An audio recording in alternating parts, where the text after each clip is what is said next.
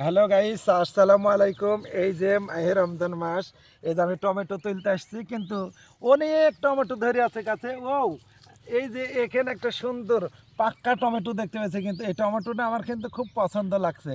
তো এই টমেটোটা এখন তুলেছি, একদম মনে হচ্ছে যে ছোট্ট আপেল। এই টমেটোটা এখন আমি খাবো, আপনারা দেখেন। একদম আমাদের বাড়ির কাছে টমেটোটা একদম তুলছি। তারপরে যে এখানে অনেক দিন আছে, যে এখানে টমেটো প্রচুরই আল্লাহ দিলে টমেটো ধরেছে। তো এই টমেটোলের বিবরণ কী দেবো? এই টমেটোলটি ভাত দিয়ে সালাদ খেতে কিন্তু অত্যন্ত সুস্বাদু একটা সালাদ। তারপরে হলে টমেটোলের সস হয়। তারপরে হলে টমেটোলে আছে কি একটা জিনিস, সেটা হলে টমেটোলে আছে ভিটামিন সি। আর এই ভিটামিন সি শরীরের ত্বক সৌন্দর্য করে এবং আপনার মুখের রুচি বাড়াই। তারপর এই যে একটা গাছ দেখছেন, এখানেও একটা, কি বলবো, আমার খুব ভালো লাগছে এই টমেটোলটা দেখতে।